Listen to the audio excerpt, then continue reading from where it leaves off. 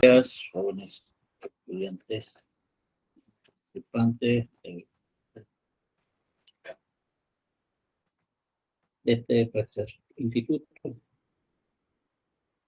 Para hoy iniciamos o continuamos con los temas correspondientes a los asignados en el módulo y seguimos con una variante pues, de el tema 4, el dibujo.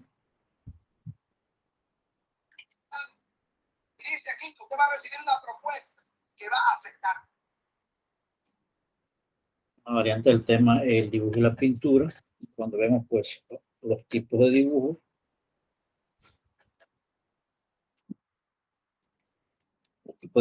y la psicología en el dibujo, además de las aplicaciones de algunas técnicas referentes al tipo de dibujo artístico.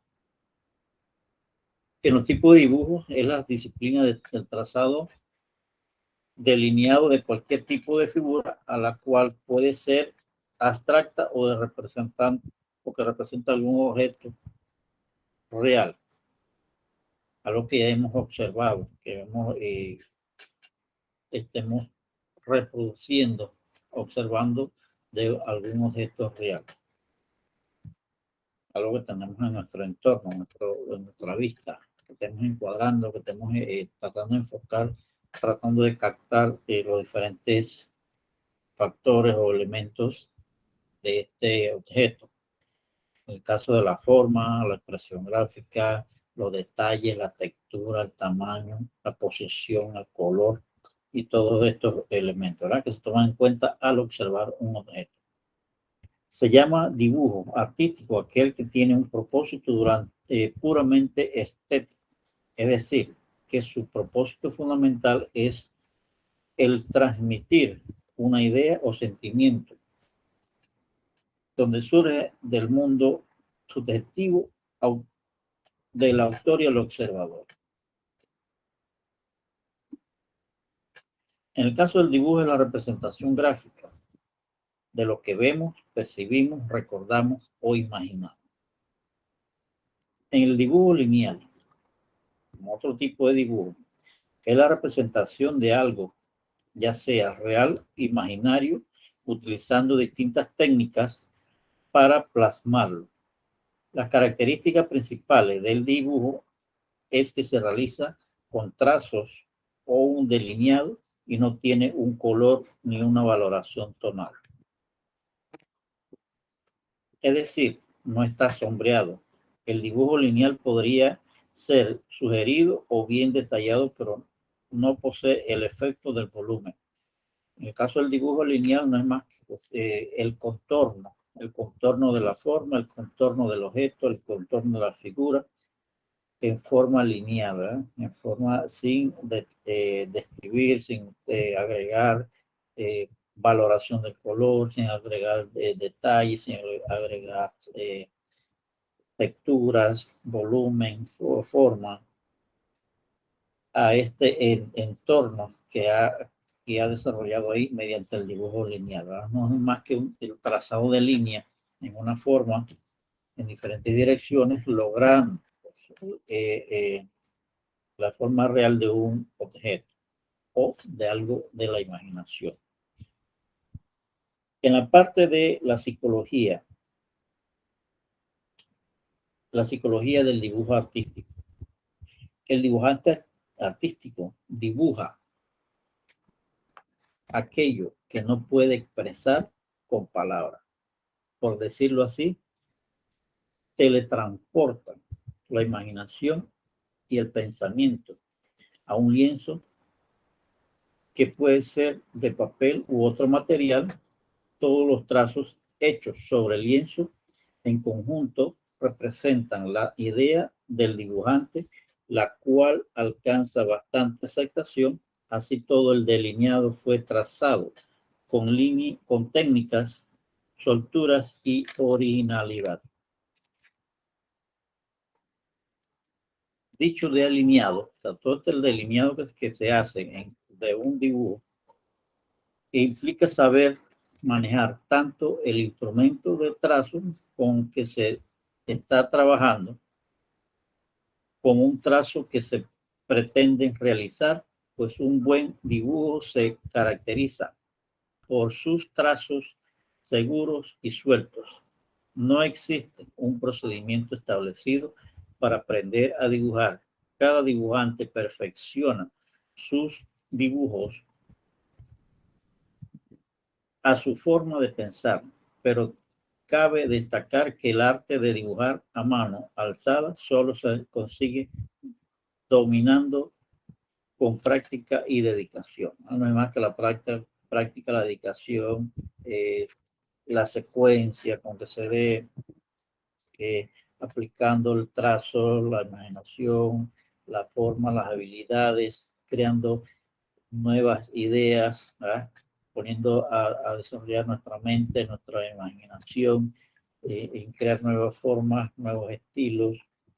En esto, pues, es lo que consiste el dibujo a mano alzada, a practicar cada diseño, cada forma que nos imaginemos, tratarlo de practicarlo y aplicarlo en utilizando las diferentes técnicas, desde el lápiz y las demás técnicas de pintura, el óleo, la acuarela, la témpera, los acrílicos, ¿ya? Y en cuanto a dibujo, pues los lápices de color, la sanguina, el carboncillo,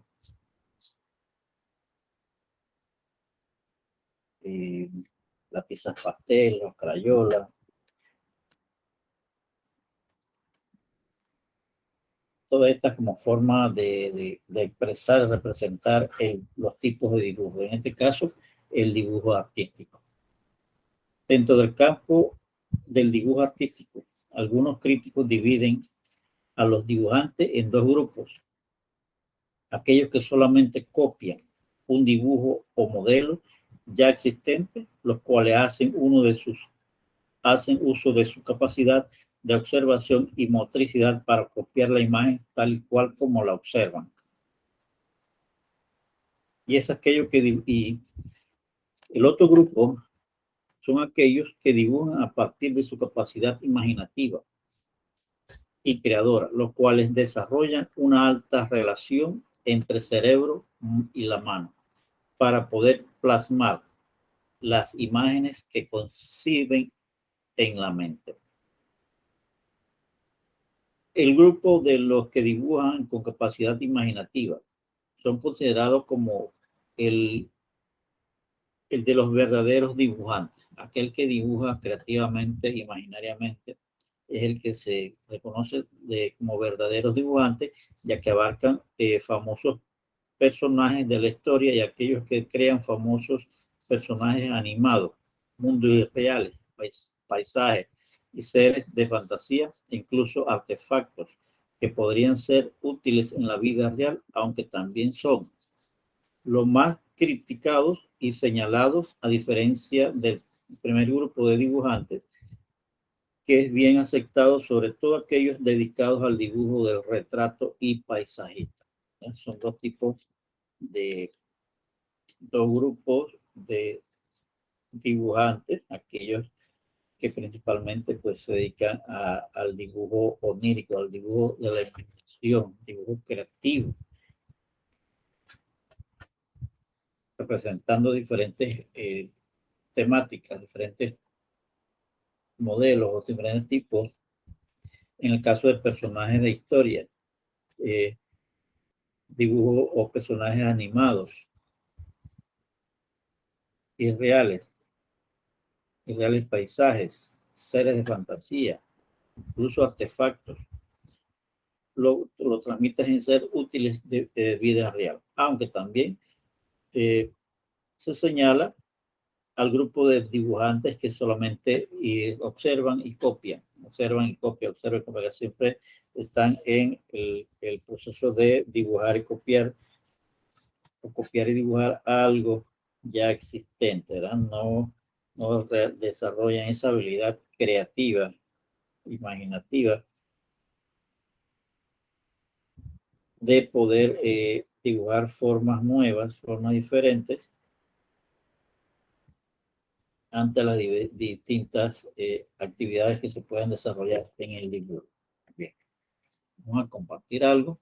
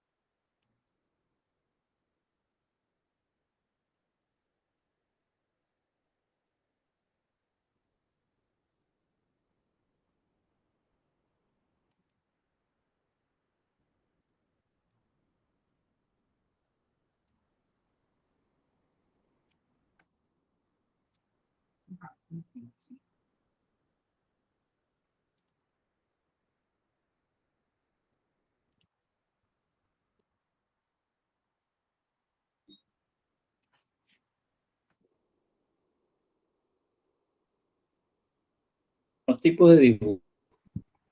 Mencionar los diferentes tipos de dibujo, como principalmente el dibujo que es el que más vamos a observar relacionándose al tema y al área cual dedicamos. El dibujo artístico representa ideas estéticas, filosóficas, además de sentimientos y emociones. El dibujo técnico consiste en la expresión exactas y precisas de formas, figuras, con las herramientas indicadas para este tipo de dibujo. El dibujo geométrico, dibujo mecánico y el dibujo arquitectónico. Como también hay otro tipo de dibujo, el dibujo onírico, que es el que se representa en imágenes, formas, figuras, de las cuales no existe, sino que lo realiza de la imaginación, ¿verdad? De la imaginación o la reproducción de imágenes creativas.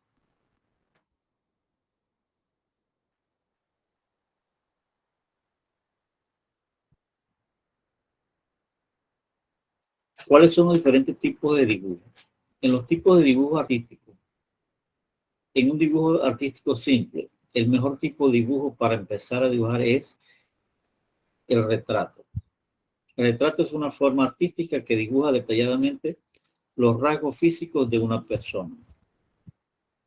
También hay dibujos de la naturaleza muerta, caricatura, ilustración, hiperrealismo, cómics, graffiti, ¿no? Todo aquello que se representa a través del dibujo.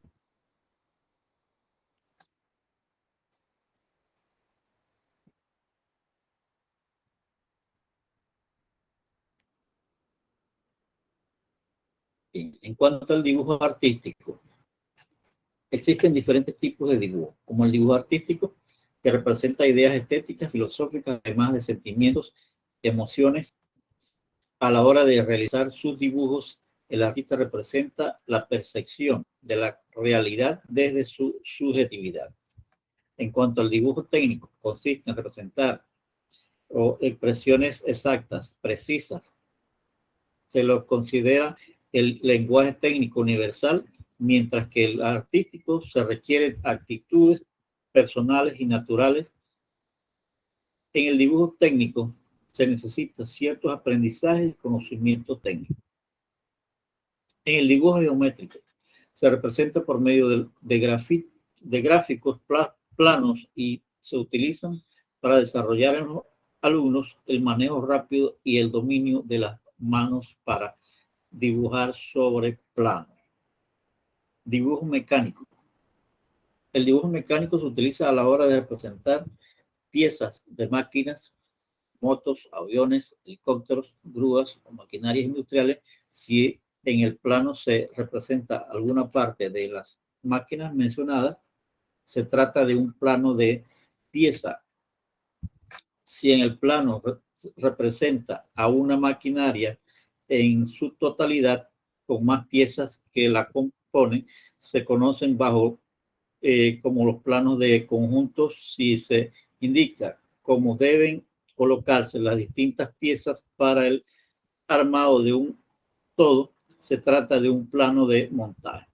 En el dibujo arquitectónico se busca las representaciones de infraestructuras que alteran el espacio urbano o cualquier espacio físico, además de construcciones civiles. Estos gráficos se realizan a escala de reducción y deben ser muy precisos y detallados, ya que en base a ellos se realizan las construcciones.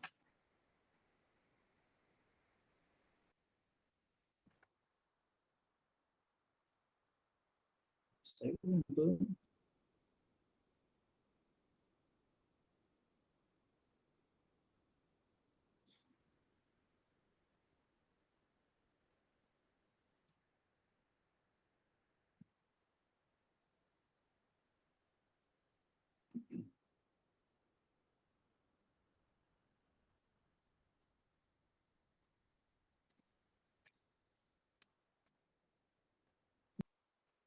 ¿Cuáles son las características del dibujo?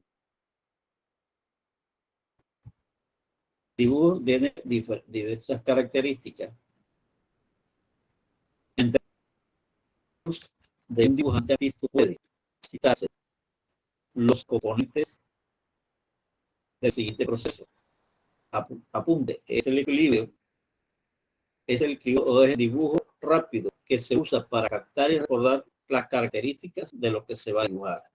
Ya un apunte, un boceto, una idea de lo que capté en la imaginación y lo plasmo sobre un soporte, sobre un papel, para tenerlo como referencia.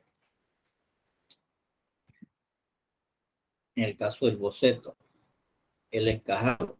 El encajado no es más que aquellas formas que se desarrollan para poder encajar o dar una forma a un objeto.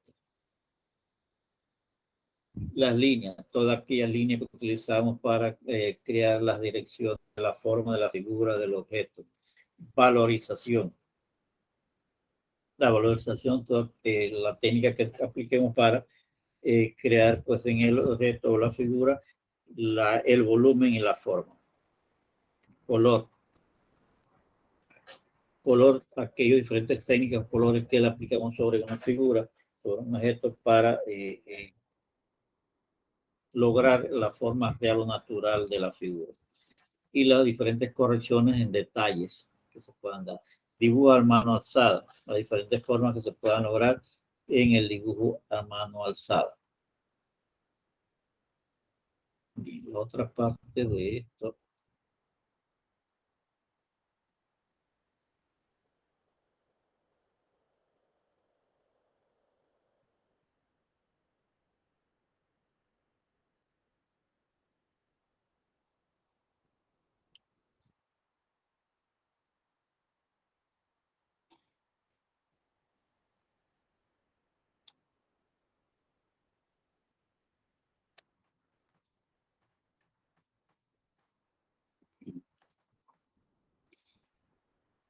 Las diferentes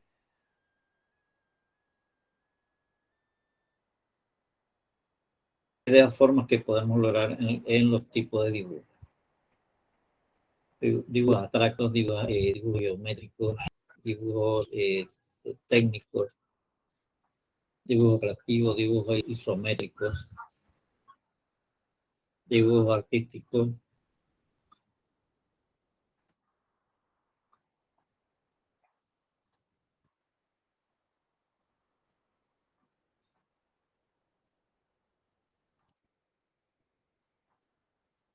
Y te lo entonces con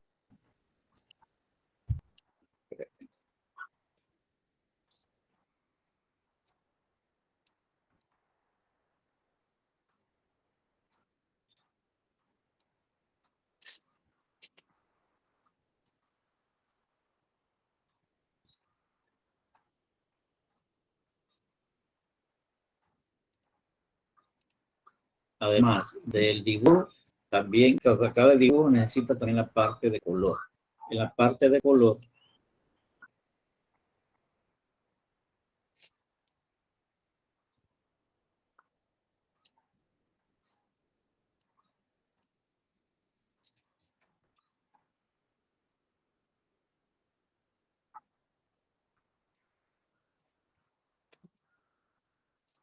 en la parte también del color, de que todo dibujo necesita pues de la técnica y la aplicación del el color y de las diferentes armonías del color. Vemos entonces esquema armónico de los colores. En el apartado de la composición se hace un breve repaso sobre las distintas maneras de situar los elementos de un plano con el propósito de seguir el arreglo más armónico posible y vemos las formas más corrientes de la componer.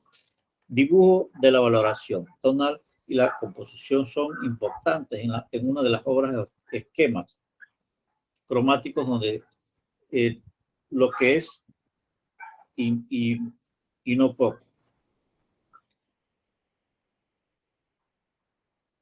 Para que los principiantes en el oficio de pintar tengan alguna referencia sobre este tema que les sirva de punto de partida para sus propios ensayos.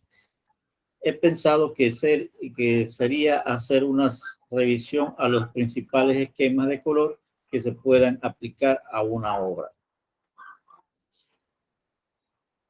Para la mejor comprensión de los esquemas, se ha preparado uno de los círculos cromáticos en el que se señala un número de colores que se utilizan en cada caso, ya que se visualizan de los mismos, permiten una mejor memorización de las ideas que se exponen. Nuevamente, utilizo obras propias solo para usar ejemplo y no porque piensen que sean mejores que las obras de otros pintores, lógicamente, sino simplemente por ser las que tengo a mano.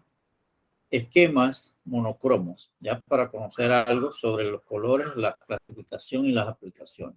El esquema monocromo es el más sencillo, ya que se compone de un solo color con sus diferentes gradaciones de valoración hacia el blanco al gris negro, la variación de sus matices e intensidad.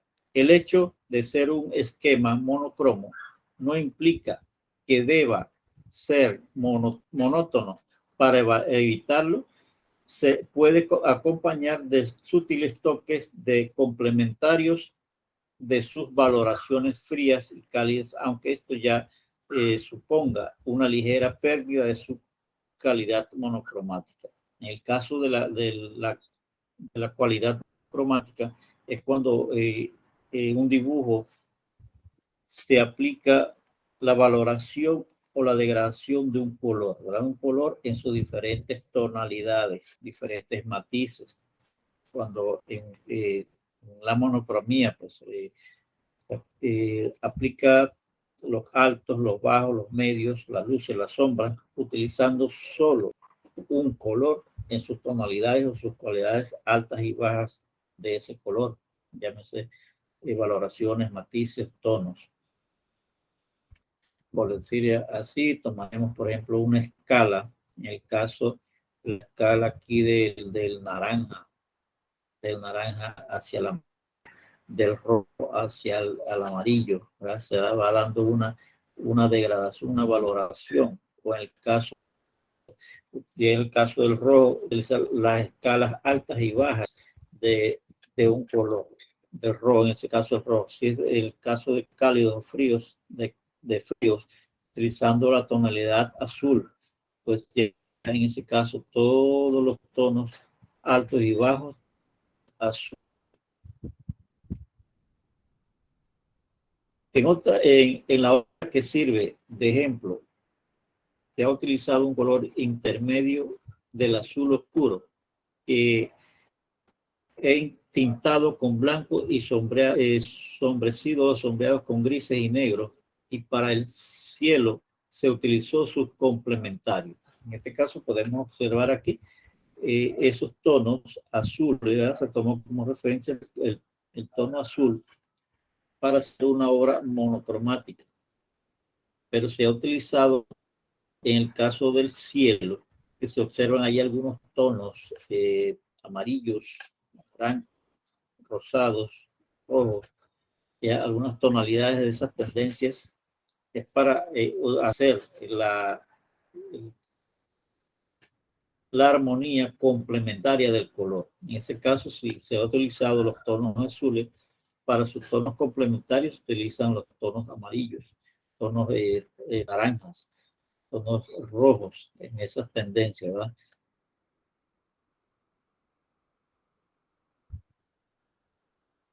Si bien es cierto que se ha dejado alejado los violetas claros y amarillos verdosos, muy modificados son con el blanco y el gris para armonizarlos con el resto de los colores, ¿verdad?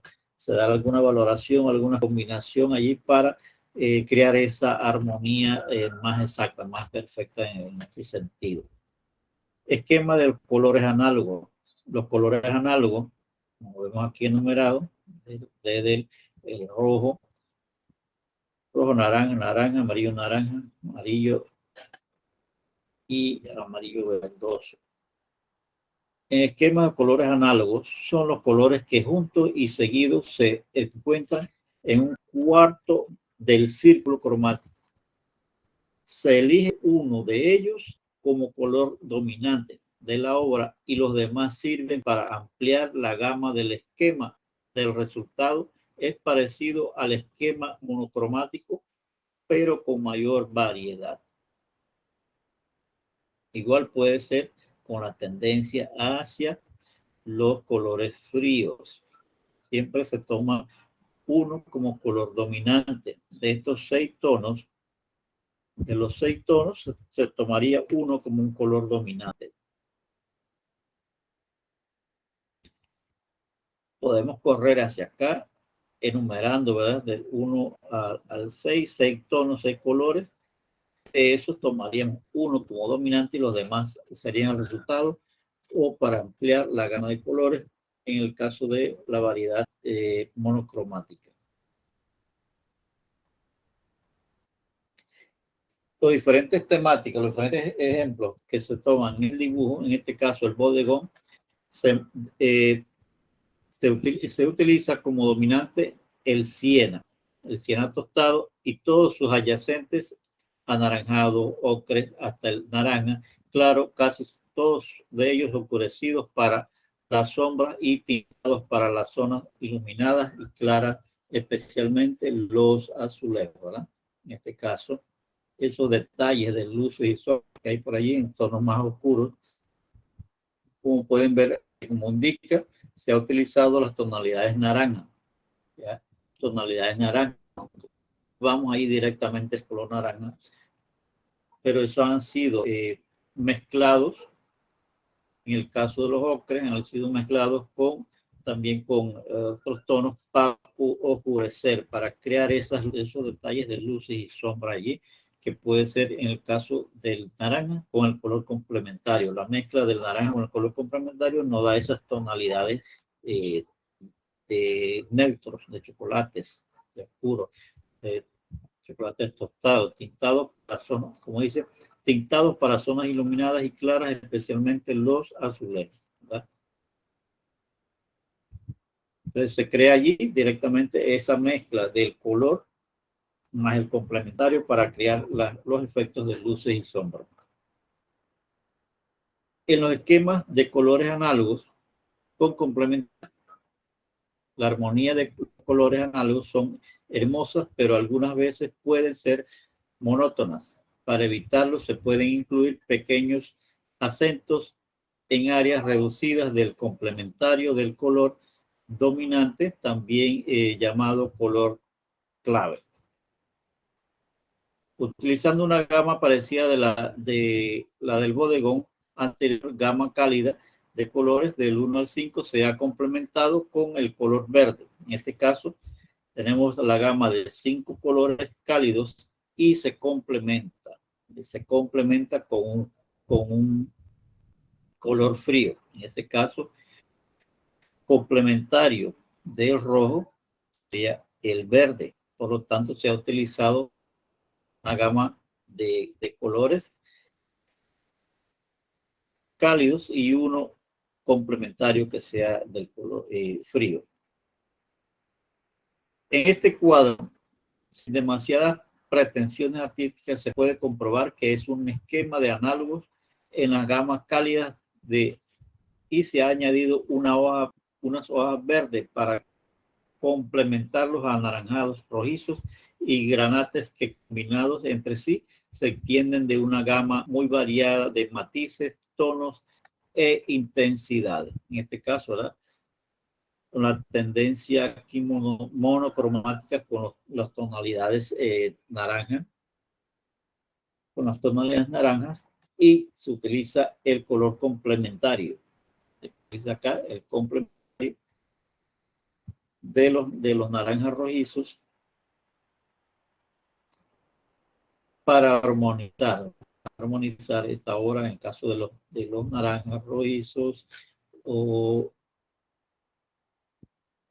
de los naranjados rojizos, que en este caso sería el azul verde como complementario. Pues, se observa acá estas tonalidades verdes oscuros, verdes oliva, verdes azulados. En el caso del esquema de los colores complementarios, como ya sabéis, los colores complementarios son los que están opuestos diametralmente en el ciclo cromático. Los complementarios, al estar juntos, producen el máximo contraste, potenciándose mutuamente. Los complementarios, al estar juntos, producen el máximo contraste, potenciándose mutuamente, ¿eh? En el caso de los colores de un esquema complementario, no pueden ser nunca de áreas o intensidades iguales.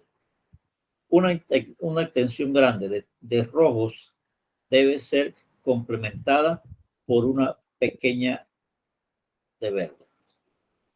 Repito ahí, una extensión grande de los rojos debe ser complementada por una pequeña extensión, una pequeña parte de su complementario, que es el verde, ¿ya? Para una área, un espacio que le haya agregado gran cantidad de rojos, debe tener una pequeña parte del complementario, que sería el verde. En el caso de hacerlo con otras tonalidades, para una extensa área que haya aplicado con el azul, debe llevar una pequeña tendencia, una pequeña parte de lo que es de la tonalidad naranja en sus diferentes tonalidades, ¿verdad?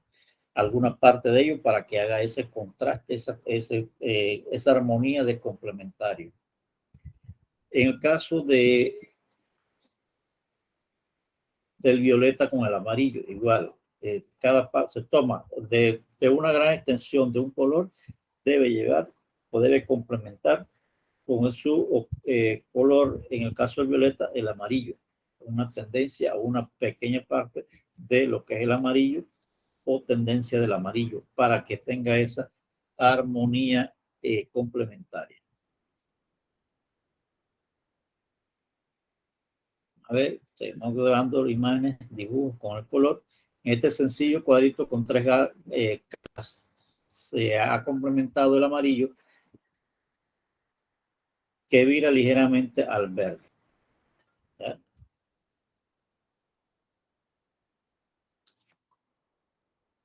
Con el púrpura de fondo, que vira al rojo oscuro en unas armonías de complementario. El área mayor de un color púrpura debe ser rebajada en la intensidad, algo menos la que siga a esta en tamaño blanco, y menos aún la de menor tamaño de todas las amarillos verdosos. El color más oscuro se reserva para el área más pequeña.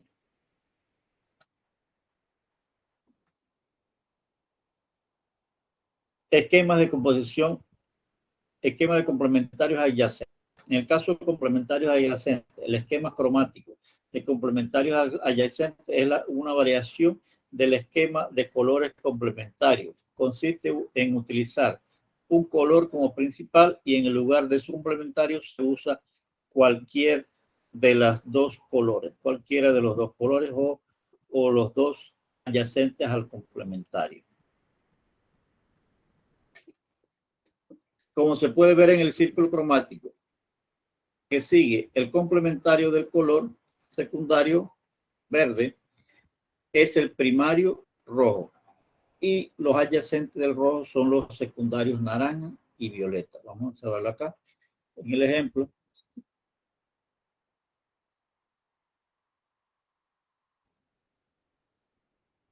Repetimos esa parte. Como se puede ver en el círculo cromático que sigue, el complementario del color secundario verde, complementario del color secundario verde, es el primario rojo, ¿verdad? Primario 1, 2. Y los adyacentes al rojo serían el naranja y el violeta, como lo muestra acá en la imagen. Complementario del verde y el rojo.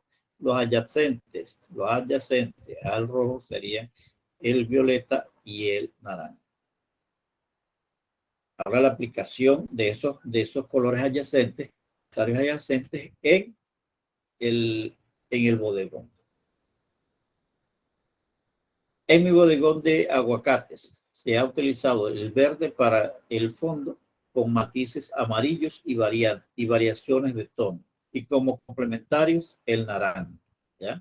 Vamos a ver acá. También con variaciones hacia el amarillo para dar una unidad cromática a las escenas usándolos como color de repetición y el violeta para las sombras y para mezclarlos con anaranjado y obtener los ocres.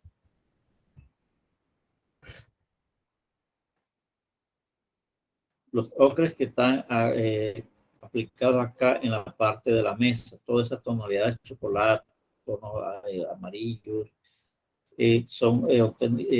se obtienen de la mezcla de complementarios. En este caso, con esa naranja con los tonos violetas. Como se puede apreciar, este es un esquema de alto contraste, pero no llega a la potencia de esquema de complementarios.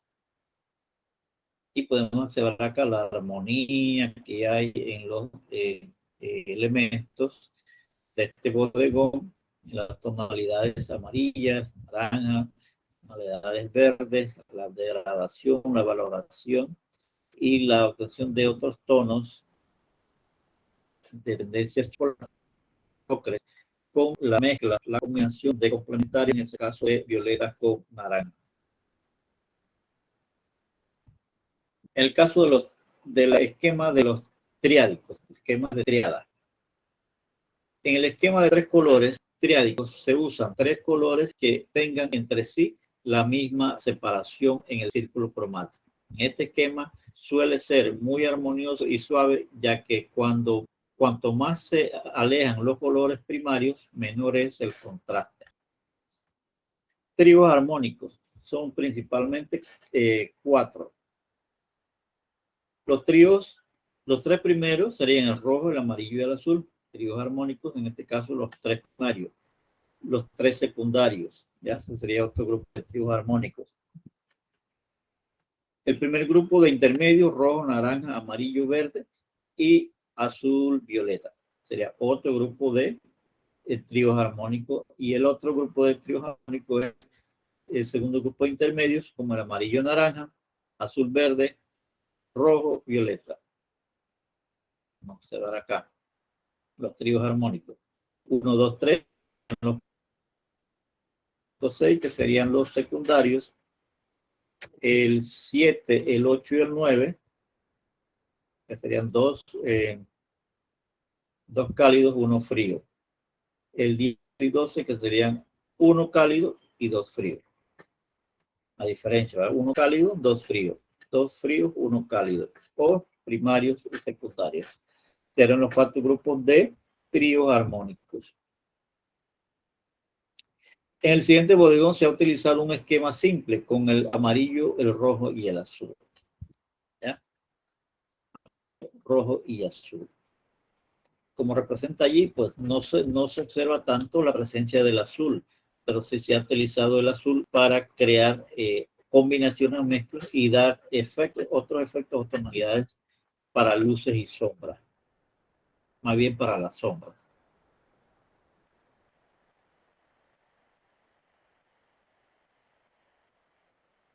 Con las convenientes combinaciones de estos tres primarios dominantes en la obra más el blanco, se ha obtenido todo lo demás. Los tres primarios, en toda su pureza, no armonizan porque luchan entre sí.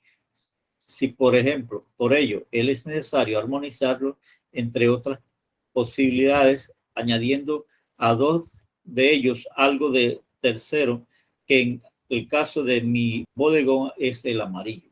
En el caso resalta o sobresale allí el tono amarillo. Y como dice el trío armónico primarios, que es el amarillo, rojo y azul, no se observa gran presencia allí o de lo que es el color azul, porque se ha utilizado para crear, para combinar con los otros tonos, en el caso del rojo y el amarillo, para crear esos efectos entre violetas o verdes oscuros, que se crea para la presencia allí de las zonas oscuras. Esquema de cuatro colores. En el esquema de cuatro colores, también llamado de dobles complementarios, se utilizan lógicamente dos parejas de colores complementarios. En el círculo cromático se pueden ver el secundario verde y complementario, que es el primario rojo, el primario azul y su complementario, el secundario naranja. Tiene la ventaja de ser esquema en el que se dispone de mayor variedad de colores, pero también son más difíciles de armonizar. Cuanto más colores intervengan en una obra, mayor es la dificultad para armonizarlo.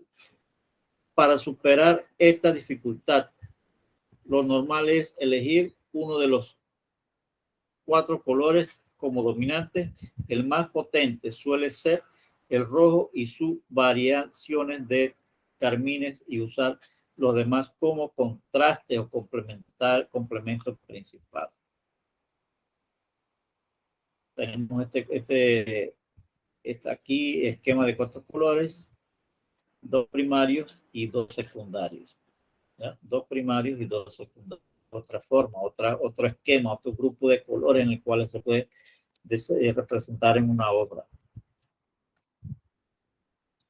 En este último bodegón se ha utilizado como principal el rojo en su variante casi carmín, como el color de la cebolla, el que menciona la cebolla morada.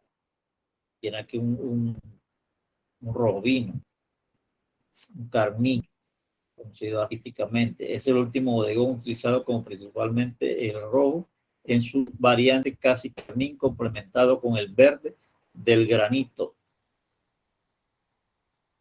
y el azul del granito, complementado con un anaranjado de la madera de la mesa, y también naturalmente variaciones de tonos y matices de los cuatro colores.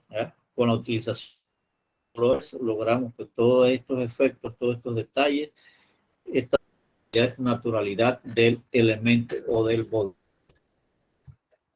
Finalmente, para que sirva a quien lo necesite, veo una gama de colores cálidos con sus complementarios de gama fría. ¿Ya? Complementarios cálidos, ¿ya? Complementarios cálidos y sus valoraciones en gamas frías. Toda la gama fría, violetas, verdes y azules, y las gamas cálidas, amarillos, ocres, rojos y rojo vino.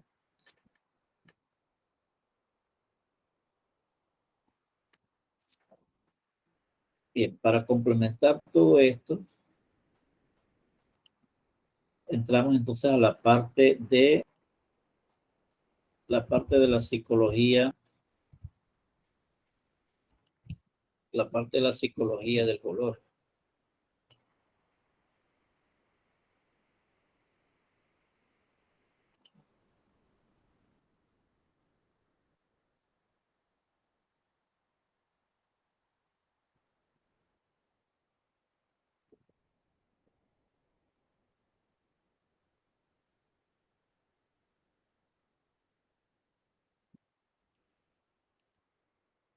Melodía para que llegue este y me diga que es arte. Muy bien, entonces yo también puedo decir que esto,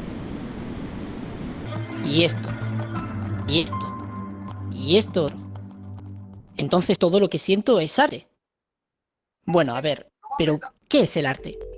Puede que en clase, mientras tu profesora citaba a los poetas de la generación del 27, o en la televisión cuando un coleccionista compra un cuadro súper caro, o incluso en tus redes sociales cuando te enseñan un nuevo vídeo, hay infinidad de momentos en los que esa palabra se ha cruzado en tu vida para definir todo su contenido.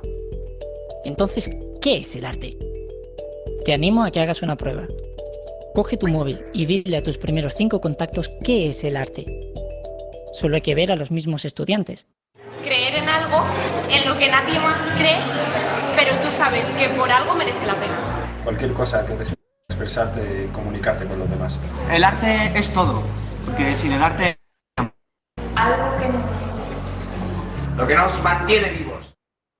Entonces, ¿estamos aquí? ¿El problema no tiene solución? ¿El arte es algo etéreo e indefinible? Bueno, sí, lo que tenemos claro es que intentar definirlo nos está dando dolor de cabeza. Acudamos a la ciencia, ella siempre nos da respuestas. Concretamente, vayamos a la neurociencia, la rama científica más enfocada en este tema. En relación con el arte, han descubierto 4 cosas sorprendentes. 1. En nuestro cerebro hay un tipo de neurona llamada neurona espejo con la que aprendemos viendo acciones e incluso sintiendo emociones. El proceso se acentúa cuando alguien conoce la técnica de lo que ve, como por ejemplo saber jugar al tenis y ver un partido. Perfeccionaría tu técnica de saque para el próximo entreno si el que jugaba era mejor que tú. 2. El cerebro está construido para funcionar con imágenes. Eso explicaría por qué en nuestros recuerdos conservamos imágenes exactas del momento. Pero es que también somos capaces de aprender con imágenes. El proceso es muy simple. Cuando vemos una situación que nos produce una emoción o alegría, nuestra neurona espejo se activa para repetirla, o no, dependiendo de dicha emoción. Con esta propiedad nos estamos dando cuenta de que la memoria y la emoción están más ligadas de lo que parece. 3. Una vez aprendemos a realizar un proceso de forma consciente, lo iremos repitiendo de forma inconsciente, hasta convertirlo en algo involuntario. Por eso los expertos aconsejan que aprendamos en modelos óptimos, ya que desaprender es algo que cuesta un huevo. Bueno, y supongo que te imaginas quiénes son las responsables de esta propiedad. Neuronas espejo. 4. Vivimos momentos llamados experiencias de flujo que nos hacen mejores según en qué. Ocurre cuando tus pensamientos, intenciones y sentidos están enfocados en un único objeto. El cerebro, que no es todo, activa ciertos mecanismos y bloquea otros muchos para superar ese objetivo con éxito. Cuando eso ocurre, el cerebro te recompensa con una sensación de placer, tan satisfactoria como la cocaína.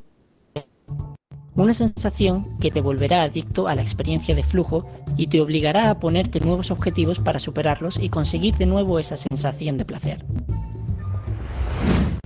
Bueno, muchas gracias, doctor, por ayudarme a descubrir las herramientas de mi cabeza para hacer arte. Pero me sigue faltando algo. Entiendo cómo funciona nuestra cabeza. ¿Y si entiendo cómo funcionamos nosotros? Volvamos a la ciencia.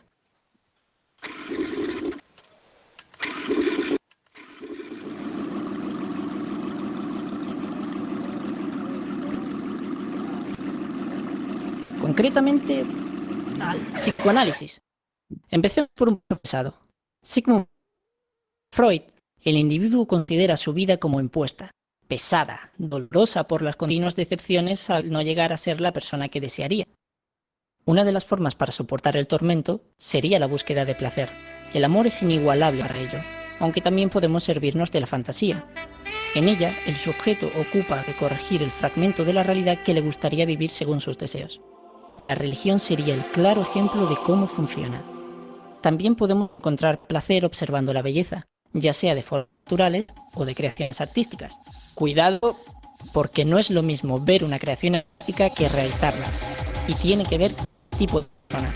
Hay personas que no pueden satisfacer de forma directa todos sus deseos, pues si estos deseos serían actos condenados por la sociedad, inmorales.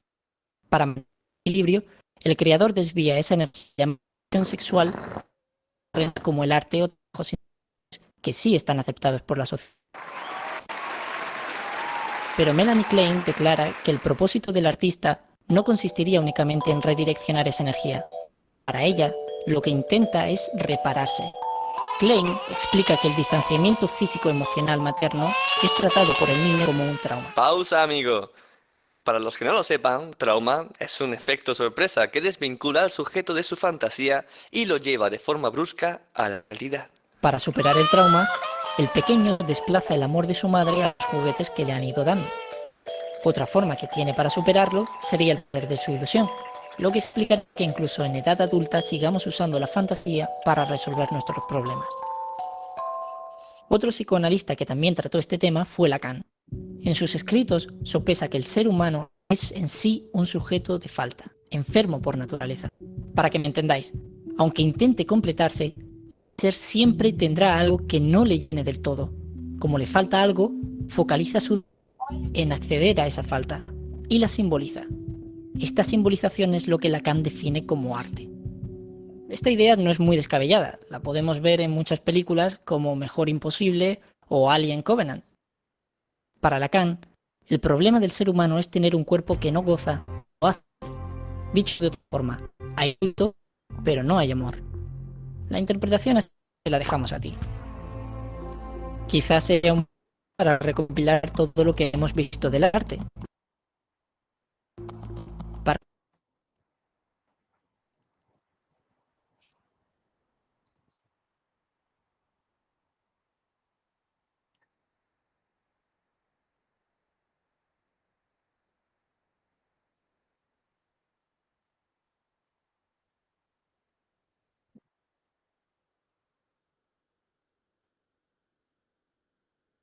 Me puedo enseñar.